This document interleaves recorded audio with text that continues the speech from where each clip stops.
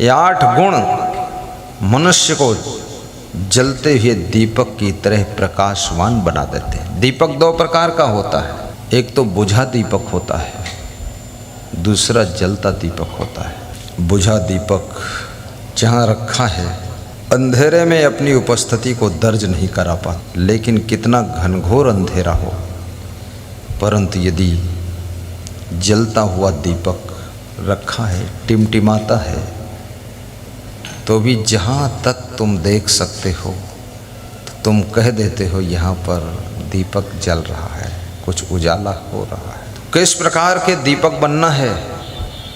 बुझे हुए दीपक बनना है कि जलते हुए दीपक बनना है? जलते तो सब है, लेकिन दूसरों की उन्नति को देखकर जलते हैं, दीपक की तरह नहीं जलते। जल भुन खूब रहे हैं लोग, जलने भुनने में कसर नहीं है। जल भून करके लोग भूंजे हुए चना हो गए, मूंगफली भूंजी हुई हो गई, लेकिन उससे कोई मतलब नहीं निकला।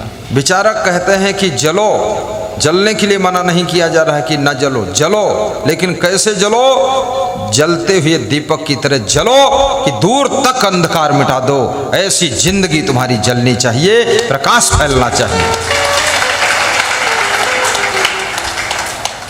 दूसरे का विकास देख करके मत जलो, किसी का बनता हुआ मकान देख करके मत जलो, किसी के द्वार पर खड़ी हुई गाड़ी देख करके, किसी की सुंदर साड़ी देख करके, किसी की बड़ी लहलहाती हुई खेती बाड़ी देख करके, और किसी की घर की लाड़ी देख करके, लाड़ी कहते बहू को, ये राजस्थानी भाषा, जलन ना एहसास करो। सत्कर्म करो, अच्छे संस्कार बनाओ।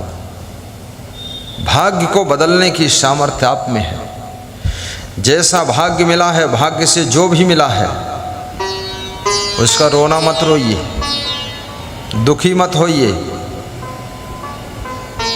किसी को 100 कुंटल गेहूं मिला है, तुमको 1 कुंटल मिला है, चिंता मत कीजिए। 1 कुंटल में तुम 50 किलो जाकर खेत में बुआई करो तो फिर उसमें से 50 कुंटल हो जाएगा, और 50 कुंटल में फिर 10 कुंटल बुआई करो, तुम्हारे पास 1000 कुंटल हो जाएगा।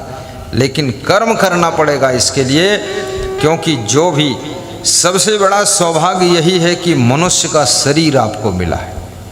दूसरा सौभाग्य है ठीक ठाक शरीर मिला है, लूला लंगड़ा नहीं है, कोढ़ी अपाहिज नहीं है, टेढ़ा मेढ़ा नहीं है, आँखें भी ठीक ठाक है, नाक भी ठीक ठाक है, दांत भी अच्छे हैं, मुंह भी ठीक है, सब ठीक मिल गया है, बुद्धि भी ठीक है। अब इसका सदुपयोग करना है, वो बहुत कठिन काम है। लोग सदुपयोग नहीं कर पाते, मिसयूज होता है जीवन, वेस्टेज होता है जीवन, यूं ही बीत जाता है जीवन।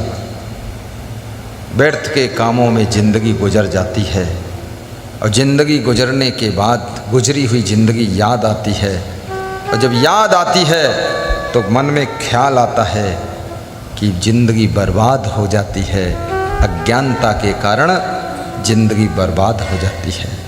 अपनी ज़िंदगी को कैसे जीना है? अष्टौ गुणः पुरुषम दीपयन्ति, जलते हुए दीपक बनो। और कौन व्यक्ति जलता हुआ दीपक है? आप देखते होंगे जलता हुआ दीपक प्रज्ञा, ध्यान देना बात पर, जो बुद्धिमान होने के साथ साथ विवेकवान भी है। ये दोनों में अंतर है। बुद्धिमान होना और बुद्धिमान होने के साथ साथ विवेकवान होना। विवेकवान किसे कहते हैं? अनंत शास्त्रम बहुलाश्च विद्या अल्पश्च कालो बहुविघ्नदाश्च यत् सारभूतम तदुपासनीयम हंसो यथा क्षीरमिवाम्बु मध्यात्। जैसे दूध और पानी मिक्स रख दो तो हंस पंछी जब आता है तो उसमें से दूध पी लेता है, पानी को छोड़ देता, अलग कर देता है। विवेकवान वह है जो सार सार को ग्रहण करता है, असार और कचड़ा लफड़ा को छोड़ देता है, वो विवेकवान होता है। और बुद्धिमान वह है जो कचड़ा लफड़ा असार सार सब मिक्स ही ग्रहण कर लेता है, वो केवल बुद्धिमान है। और बुद्धू वह है जो कुछ भी नहीं पाता, सार सार को गहिरा है थोथा दे उड़ाए। आपको धान दे दिया गया, धान कोई नहीं खाता है, मूसल से कूटते हैं या वो मशीन होती है उसको क्या बोलते हैं, पालेसर। पालेसर पालेसर में धान की कुटाई हो जाती है, चावल निकाल लिया जाता है, भूसी छोड़ दी जाती है और उसको पका कर खाया जाता है। लेकिन अगर जानवर आ जाए उसको धान दे दो तो धान सहित भूसी सहित चावल सहित माटी कूड़ा सहित खा लेगा। यानी वो व्यक्ति जानवर है जो इस संसार में सार सार गुण अवगुण सब कुछ ग्रहण कर लेता है, और वह व्यक्ति इंसान है जो धान के भूसी से चावल को खींचकर निकाल करके भात बनाकर खाता है। वो इंसान है, वो मनुष्य है, वो विवेकवान है। इसी प्रकार से पूरे जगत में हमें आपको सार सार निकाल लेना है, असार को छोड़ देना है। इसी को विवेक कहते हैं। और ये विवेक अगर पैदा हो गया, जब आपकी बहुत ज़्यादा गर्म होने लग जाए तो सासू को क्या करना चाहिए, और बहुएं साल भर ठंडी रहती हैं, उसके बाद दिमाग गर्म होने लगता है, फिर आपको कड़क जवाब देंगी, उल्टवासी भाषा में बोलेंगी, तुम कुछ पूछोगे तो बोलेगी ही नहीं, तुम्हारी तरफ देखेगी भी नहीं। अब उसके दिमाग में गर्मी बढ़ने लगी। अब सासू हैरान हो गई कि अब बहू को कैसे संभालूं। इसका इलाज बता देता हूँ। बहू से फिर बात कम करो, धीरे धीरे तुम अपने चित्त को वहाँ से दूर करो। बहू को ऐसा लगना चाहिए कि अब सासू को संभालो नहीं, सासू मेरे हाथ से गई, उसको चिंता हो जाए। और जिसको तुमसे गर्ज नहीं होगी वो तुमसे संसार का व्यक्ति प्रेम नहीं करेगा, और जिसको गर्ज होगी वही तुमसे प्रेम करेगा। और याद रखना, जो अपनी अपनी गर्ज सब मानने लग जाते हैं तो वहाँ पर सभी के अंदर सहनशीलता आ जाती है, विवेक आ जाता है कि मेरी भी ज़रूरत है। बहू को ये मानना चाहिए कि मुझे भी ज़रूरत है सासू की। आज घर घर में मैं देखता हूँ नौकरानियाँ हैं, दासियाँ हैं, बर्तन मांजने वाली हैं, कुछ खाना वाना नाश्ता बनाने वाली रहती है, कपड़े वपड़े धोने वाली रहती है। उनको दाई कहते हैं, दाई, माई दाई, चना चबेना लाई, हाँ माई दाई, उनको दाई कहते हैं। और दाई को कंट्रोल न कर पाओ तो दाई पूरे घर को दाई देती है। जैसे वो बैल क्या दांते थे, वो गेहूँ मड़ाई करते थे, ऐसे मड़ाई कर देती है। कैसे? जैसे मंथरा ने, वो भी दाई थी, दासी थी, उसने पूरी अयोध्या को दाई दिया था, पूरी मड़ाई करके चटनी बना के। और राम लक्ष्मण जैसे भगवान को तो 14 साल जंगल में भेज दिया था। इसलिए याद रखना, दाई में भी खतरा है, इसलिए ज़्यादा दाई वाई को घुसेड़ के मत रखो। और दाई को वेतन दोगे आप 3000 महीना, 5000 महीना, 6000 महीना, तब दाई आएगी। सासू को कितने हजार महीना देते हो? सासू एक ऐसी दाई है जो बिना वेतन की दाई है और 24 घंटे ड्यूटी करती है, कभी मना नहीं करती है। बुद्धिमान बहू वह है, विवेकवान बहू वह है जो अपने सासू के सुबह शाम पैर छू लेती है और कह देती है, सासू तुम बहुत होशियार हो, तुम्हारे भरोसे जिंदगी है। और दाई से 10 गुना ज़्यादा काम ले लेती है सासू से। और सासू के पैर छुओ, सासू की प्रशंसा करो, और थोड़ा ये भी कहो कि मेरे कम बुद्धि है, फिर देखो तमाशा, सासू की चाल देखो, बिल्कुल राजधानी एक्सप्रेस चलती है सासू। बुढ़ापे में टॉप गियर लगाती है, सारा कारोबार डील करती है। मोबाइल हाथ में जो पकड़े है लड़की छोड़ दे बेटी, अरे दे बस, इधर देख, ध्यान दे, हाँ ध्यान दे, में आनंद नहीं आएगा तुझको। मोबाइल चक्कर मत पड़ो, कोई लो उसको पकड़ो मत। मैं तो नहीं पकड़ता हूँ, मैं मोबाइल पकड़ता हूँ, मुझे लगता आधा दिमाग तो उसी में लगा मेरा। हाँ, इसलिए हम खुल्ला बस। हाँ, न रुपया पकड़ता हूँ, हाथ में रुपया पकड़ ली। एक बार मैं रुपया कोई पकड़ दिया, पता नहीं कहाँ छोड़ दिया, गिर गया। बाद को याद आया दूसरे दिन कोई रुपया तीसरे को कहाँ है, हाँ, वो मुट्ठी खोल दिया। तो थोड़ा फ्री रखो माइंड को, हाथों को भी फ्री रखो। हर समय हाथ में मोबाइल नहीं पकड़ना चाहिए। मोबाइल सिरहाने धर के सोना भी नहीं चाहिए, नींद भंग होती है। और एक बार बॉडी के हार्मोन्स, विटामिन्स, सिम्टम्स डिस्टर्ब हो गए, डिसबैलेंस हो गए, आपकी बॉडी को कोई डॉक्टर ठीक नहीं कर सकता है। इसलिए याद रखना, अच्छी नींद लीजिए और कड़ी भूख पैदा होने दीजिए, और साथ साथ में कड़ा परिश्रम भी कीजिए, और हंसिए भी जोर से, और अपने घर में हंसी खुशी का माहौल बनाइए। आपकी वजह से घर के किसी भी सदस्य को टेंशन नहीं होना चाहिए। आप घर में पहुंच जाएं तो घर वालों को लगना चाहिए अब सब ठीक हो जाएगा, आपकी वजह से वहां गड़बड़ नहीं होना चाहिए। भाई के सामने बैठो बेटा।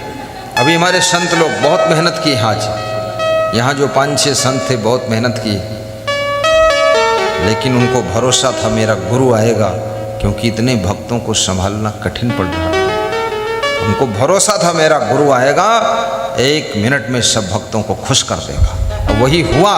वो संत देख रहे हैं कि बहुत अच्छा हुआ गुरुदेव, ठीक यही चाहते थे। ऐसे तुम भी घर में रहो, सारे कार्य को संभालो, हर समय बीमार जैसे बने रहना, टेढ़े चलते रहना और बताते रहना रीढ़ में दर्द है, पीठ में दर्द है, पखौरम दर्द है, खोपड़ी में दर्द है, बालों में दर्द है, नाक के ऊपर वाले टुन्नू में दर्द है। अरे छोड़ बकवास, फालतू बवाल बनाता है ये। पूरे घर को तबाह कर देगा, दुनिया भर की दर्द वर्द बताता रहता है। व्यायाम करो, हंसो भी, खुश भी रहो। इसलिए भी हंसो ताकि तुम्हारे हंसने से तुम्हारे माँ बाप भी खुश रह सके। इसलिए भी खुश रहो ताकि तुम्हारी पत्नी खुश रह सके। इसलिए भी मुस्कुरा कर रहो ताकि तुम्हारा पति भी मुस्कुरा सके, तुम्हारी सासू भी मुस्कुरा सके। याद रखना, तुम्हारी मुस्कान में, तुम्हारी खुशी में, तुम्हारी प्रसन्नता में, तुम्हारे आनंद में सैकड़ों लोगों का आनंद छिपा रहता है। तुम अगर आनंदित हो जाते हो तो सैकड़ों लोग परमानंदित हो जाते हैं।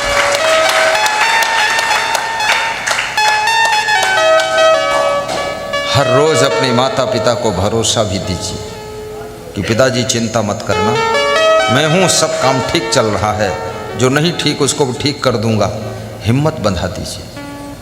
मैं अपने गुरु जी से रोज़ बता देता हूँ, वो 100 साल के हो गए, 100 से ऊपर चल रहे हैं, 1 से 1 में बता देता हूँ सब। Complete the hermaphrodite and zygomorphic complete work. बोलते क्या बोलत हो? तो हमने कहा सब फिट चल रहा, सब कार्य कहीं तो ठीक है। तो हमने कहा और जो ज़रूरत है सब हो जाएगा। अब कोई आपको लगे ऐसा होना चाहिए बता देना, हम फट से करवा देंगे।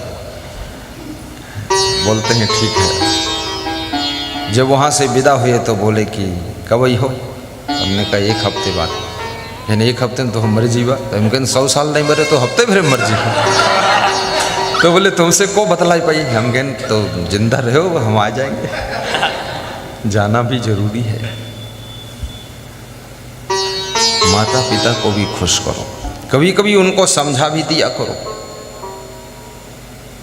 अपने वाइफ को भी खुश रखो। बड़ी आस लेकर वो मायका छोड़ कर आई है। शादी का नाम जिस लड़की से ले लो, और लड़की नीचे सिर करके मुस्कराती है कि शादी से बड़ा स्वर्ग है कहाँ। और जब ससुराल पहुंचती है तो देखती है कि इससे बड़ा नरक है कहाँ और क्योंकि वहाँ कनक भूधराकार सासू जब प्रकट होती है चुड़ैल की तरह, अरे भैया बहू की होश उड़ जाते हैं। इसलिए अपने बहू को भी थोड़ा, गुरु, पुष्प और बहू और बेटी, ये चार बहुत कोमल होते हैं। फिर से ध्यान देना, गुरु, पुष्प, बेटी और बहू, ये चार बहुत कोमल होते हैं। इनको बहुत कोमलता से संभालना चाहिए, अन्यथा ये फूल को कोमलता से नहीं संभालोगे, कड़ी मुट्ठी में दबा दोगे तो फूल की पंखुड़ियाँ सब टूट जाएंगी और रगड़ जाएगा, घिस जाएगा, बेकार हो जाएगा, सौंदर्य खत्म हो जाएगा। ऐसे बहू को और गुरु को और बेटी को अगर कोमलता से नहीं संभालोगे तो याद रखना वो बहू बेटी वो भी मुरझा जाएगी, दब जाएगी, आगे कुछ कर नहीं पाएगी। इसलिए बेटी का भी उत्साह बढ़ाइए। ये मत सोचिए कि सब बेटी खराब ही है, सब बहुएं खराब हैं, गांव की सारी स्त्रियां सब ऐसे हैं और सब आदमी खराब हैं। नहीं नहीं नहीं, ये सोचने वाले लोग बहुत दुख पाते हैं। हमसे भी बहुत से लोग अच्छे भी हैं, ये भी सोचना चाहिए। किसी चीज़ में हम अच्छे हैं तो दूसरी चीज़ में दूसरे लोग भी अच्छे हैं। और भरोसा भी कीजिए, और थोड़ी सी गलती हो तो क्षमा भी कीजिए। और प्रेम किसी का कम हो तो भी उसको स्वीकार कीजिए। जितना कोई तुमसे प्रेम कर रहा है वो है तो सब फ्री में ही, उतने में ही राजी हो जाइए। ज़्यादा की भूख भी मत रखिए और स्वयं प्रेम के सागर बन जाइए और सबको अपने प्रेम में डुबा दीजिए। ख्याति लब्ध बना देते हैं, प्रतिष्ठित इंसान बना देते हैं, वीआईपी बना देते हैं। वीआईपी का अर्थ गलत मत लेना, वेरी इंपॉर्टेंट पर्सन, उसको वीआईपी कहते हैं। वेरी माने बहुत, इंपॉर्टेंट माने महत्वपूर्ण, पर्सन माने व्यक्ति। बहुत महत्वपूर्ण व्यक्ति को वीआईपी कहते हैं। और VVIP very very important person, जो बहुत बहुत महत्वपूर्ण है। और जो इस दुनिया के अंदर महत्वपूर्ण नहीं है वो इस संसार में उसका न कहीं सम्मान है और न कहीं उसके लिए बैठने के लिए स्थान है। इसलिए महत्वपूर्ण बनो।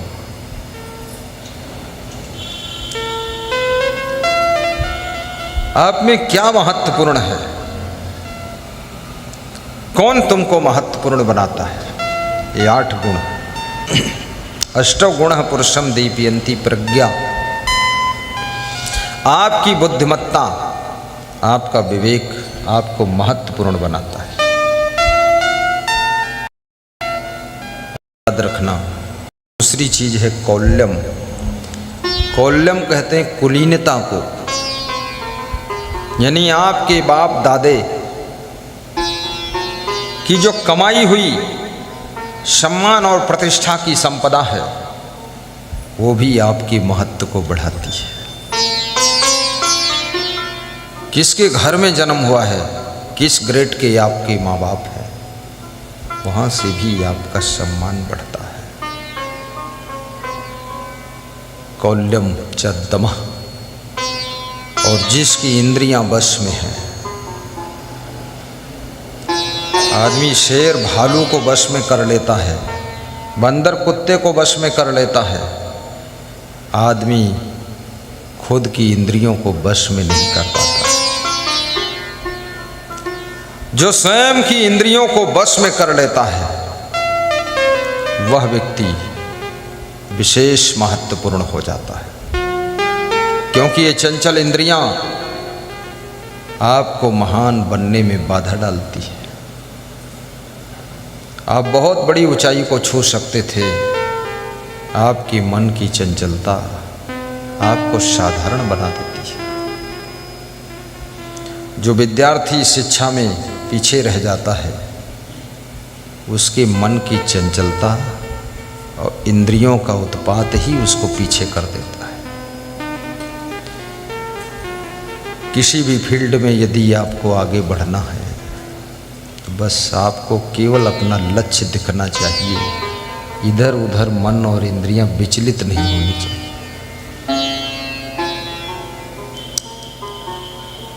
कृष्ण ने अर्जुन से पूछा कि अर्जुन तुम्हें क्या दिख रहा है?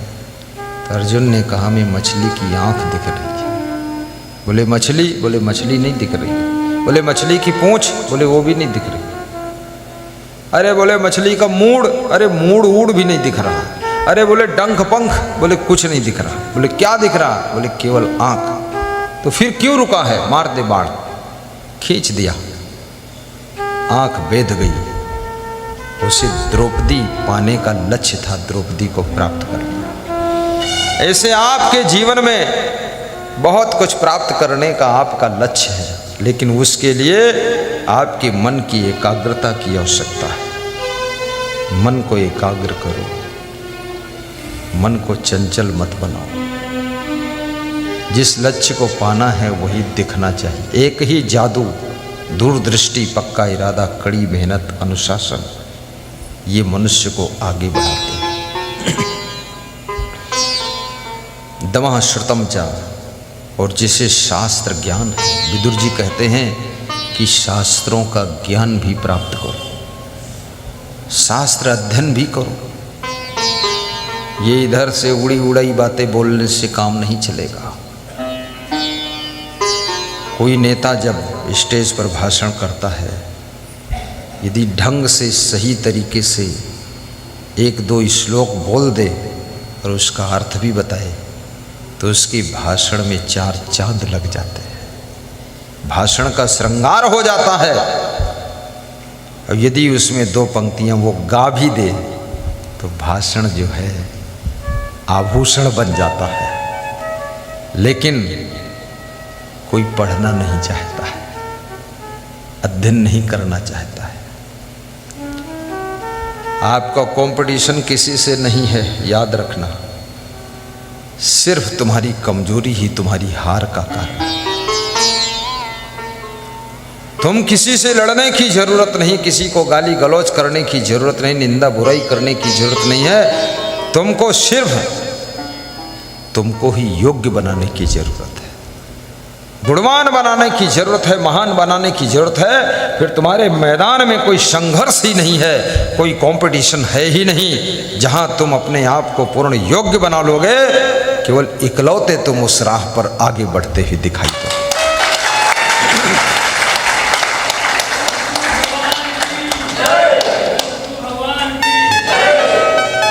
मैं कई प्रदेशों में प्रचार करने गया, सत्संग करने गया,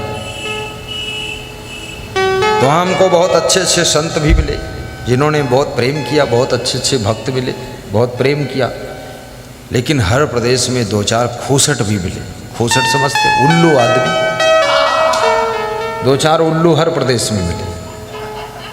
तो मुझे देख करके उनको डर लग गया कि ये पूरा प्रदेश कहीं असंग साहेब के आकर्षण में न चला जाए, हमको कौन मानेगा। तो उन्होंने जो है बाधा डालना शुरू किया। जनता को बहकाते थे, अरे ये तो विदेशी हैं, नेपाल बॉर्डर तरफ से आए हैं, कभी आ गए फिर आएंगे नहीं, इनको गुरु बनाने से क्या फ़ायदा। इतने दूर के गुरु जब बुलाना चाहो, मिलना चाहो तो मिलेंगे ही नहीं। अरे जाने दो उधर, सत्संग वसंग सुन लो, गुरु मत बन। कहीं बहकाते थे, अरे इनका प्रोग्राम करने से भी क्या फ़ायदा, एक ही बार प्रोग्राम करेंगे, फिर हम लोगों को ही आना है बार बार, इनका महंगा भी बहुत है। तो हमने कहा अरे यार ये तो लफड़ा फंसा के रखा, उल्लू मिल गए 2-2 4-4। मैंने उनसे झगड़ा नहीं किया, लड़ाई नहीं किया, विवाद नहीं किया, कुछ कहा ही नहीं। मैंने क्या किया, बस एक ही काम किया, स्वयं को ठीक किया, स्वयं को योग्य बनाया। बिल्कुल फोर्स के साथ एंट्री किया उनके प्रदेशों में, एक ही बार में सब सफाया। बोले तो आंधी तूफान आया पूरा काम खत्म। अपने को योग्य बनाओ। आपकी योग्यता, आपकी गुणवत्ता, आपकी महानता, आपकी बुद्धिमत्ता सारे कंपटीशन को खत्म कर देती है। केवल अकेले राह पर तुम आगे बढ़ते हुए दिखाई देते हो और मंजिल तुम्हारी तरफ आना शुरू हो जाती है। तुम इधर से जा रहे हो मंजिल के पास और मंजिल आ रही तुम्हारे पास, और दोनों का बीच में मिलन हो जाता है और वहीं से शुरू होता है पूरा। प्रज्ञा च कौल्यम च दमः श्रुतम च पराक्रमश्च, ये पांचवा गुण है। पराक्रमी बनो, डरपोक नहीं, आलसी नहीं, निडर और परिश्रमी बनो। जिस काम को करने का तुमने लक्ष्य ठान लिया है, राम काज कीन्हे बिना मोहि कहाँ विश्राम, ठीक से उसमें लग जाइए। हिम्मत ना हारिए, घबराइए मत। लाखों उलझने आएंगी तुम्हारी राह में, लक्ष्य तक जो मार्ग गया है उस मार्ग में बहुत सी बाधाएं खड़ी हैं तुमको रोकने के लिए, लेकिन नहीं, बाधाएं कब रोक सकी हैं आगे बढ़ने वालों को।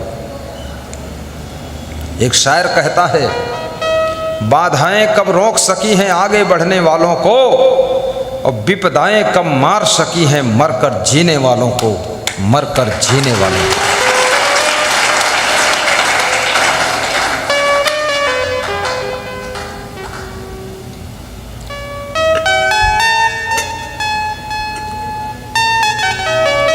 इस कोरोना में जिनकी हिम्मत टूट गई वो ज्यादा मर गए, जिनको डर लग गया वो बहुत जल्दी मर गए, और जिन्होंने सोचा मैं नहीं मरूंगा, कुछ नहीं कर पाएगा मेरा कोरोना वोरोना, वे कोरोना आया भी फिर भी बच गए। इसलिए हिम्मत चाहिए, हिम्मत चाहिए। इंसान को हैरानी में बना हुआ काम बिगड़ जाता है नादानी में। याद रखना, साहस तुम्हारा मित्र है, घबराया ना करो। कभी पैसे पास में ना हो तो भी मुस्कराया करो, चिंता ना किया करो। और कभी घर में बहुत बीमारी आ गई हो तो भी हिम्मत न हारा करो। बीमारी आती नहीं है सदा रहने के लिए, बात रह जाती है सिर्फ कहने के लिए।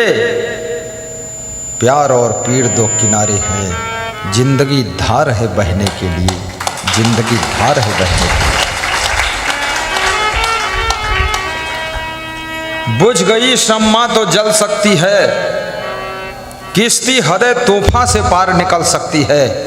ये मुसाफिर मायूस ना हो और इरादे ना बदल, तकदीर किसी भी वक्त बदल सकती है, तकदीर किसी भी वक्त बदल सकती है। आपकी तकदीर बदलने की चाबी आपके हाथ में है। भाग्य को सौभाग्य में बदल सकते हो, गलतियां करते चले जाओगे तो सौभाग्य भी दुर्भाग्य में बदल जाएगा, बड़ी दुर्दशा हो जाएगी।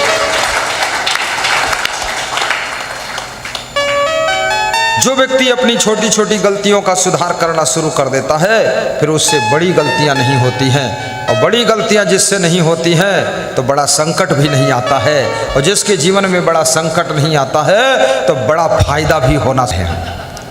पराक्रमश्च अबहुभाषिता च, और जो बहुत अति बोलता नहीं है उसकी वाणी का प्रभाव बढ़ता है। जो हर समय खर खर खर खर झरझर झरझर भर भर भर भर दिन रात बोलते रहता है, कोई सुनने वाला नहीं है तो भी दीवालों से बोल रहा है, बर्तनों से बोल रहा है। कितनी लेडीज़ों को मैं देखता हूँ, वह शादी करने के बाद ससुराल गई, 2-4 बच्चे कच्चे हो गए, उसके बाद आधी पागल हो गई। पति चला गया दुकान पर, वो पता नहीं कहा, पति की सुनाई रही, उनसे पूछा हाई वो हियाँ, बोले हो चाहे ना हो, अब जोश हुआ तो बोली वो क्या पागल औरत है, बड़बड़ बड़बड़ बड़बड़ बड़बड़ लगा रखा है। अरे मत बोल, घरों में ऐसे भी बहुत कम बोलना चाहिए। कोई नारी अगर सोचे हम बहुत बोल बोल करके पति को सुधार देंगे, समझा देंगे, ठीक हो, अरे ठीक वो नहीं हो जाएगा, कुछ और ही कर बैठेगा वो। या तो जहर खा लेगा या घर से भाग जाएगा और टेंशन बढ़ जाएगी फालतू। अरे इसको रहने दो, बैल को कुछ तो करता ही हाँ, ज़्यादा टाइट वाइट करने वाला नहीं है, क्योंकि ठीक है जितनी बुद्धि है करने दो प्रेम से। अबहुभाषिता च दानम यथाशक्ति, और जो यथाशक्ति दान करता है, यथाशक्ति दान बहुत बड़ी चीज है। यथाशक्ति दान, जैसे बकरी के पास में दूध दुहने जाओ, यदि 200 ग्राम दे दे तो भी तुम खुश हो जाओगे, लेकिन भैंस के पास दूध दुहने जाओ वो 50 ग्राम दे तुम खुश होगे कि दुखी होगे? तुम दोबारा उसके पास जाइए नहीं। तुम तो लेकर गए थे बड़ी बाल्टी की 10 लीटर दी 100 ग्राम तो हैसियत भी देख लो, मेरी हैसियत क्या है। ये थोड़े है कि वो सोहन भाई ने 100 रुपये दान दिए तो हम भी 100 दे। अरे नहीं, मेरी हैसियत है 500 की तो 500 दान दूंगा, 1000 की हैसियत 1000 दूंगा, लाख की हैसियत तो लाख दूंगा, कम नहीं दूंगा, अपनी हैसियत के अनुसार दूंगा। आप टोल टैक्स पर देख लीजिए, आपकी छोटी गाड़ी है तो कम टैक्स पड़ेगा, और बड़ी गाड़ी तो ज़्यादा टैक्स पड़ेगा, और 50 चक्का की गाड़ी है तो फिर 10,000 टैक्स भी पड़ सकता है। चक्का के हिसाब से टैक्स पड़ता है, कितना लोड गाड़ी लाते। ऐसे यथाशक्ति दान करना चाहिए। और दान करने से क्या होता है? कुछ लोग सोचते हैं अरे दान वान सब बेकार है। बेकार नहीं है, दान से घर का दरिद्र दूर होता है। हाँ, दान का पात्र ढूंढना चाहिए, गलत पात्र को दान नहीं देना चाहिए। अब तुम शराबी को दान दे दो तो उसको तो और बर्बाद कर दिया तुमने। पहले पीता था 100 ग्राम, अब पिएगा 500 ग्राम जाकर। उसको नहीं देना है। दान उसको देना है जो तुम्हारे दान को हजारों के कल्याण में लगा दे, उसको दान देना चाहिए। पराक्रमस्य अबहुभाषिता च दानम यथाशक्ति कृतज्ञता च। और मनुष्य का 8वां गुण है कृतज्ञ। कृतज्ञ समझते हो? कृतज्ञ का अर्थ होता है यदि आपके साथ में किसी ने उपकार किया है तो हमेशा उसके आभारी रहिए, उसको धन्यवाद देते रहिए। कहिए कि इन्होंने हमारी बड़ी मदद किया था। और तुम्हारी सबसे बड़ी मदद करने वाले तुम्हारे माता पिता हैं, सबसे बड़ी मदद करने वाले तुम्हारे गुरुजी हैं, जो सत्संग के माध्यम से तुम्हारे चंचल मन को कंट्रोल करने की ताकत देते हैं। और सबसे बड़ी कृपा करने वाले संत हैं, और सबसे बड़ी कृपा करने वाली तुम्हारी बहनें हैं जिन्होंने तुमको गोद में खिलाया है। उन बहनों से रूठना मत, माता पिता से टूटना मत, और गुरु से इधर उधर झूठ बोलना मत, सच्चाई से उनके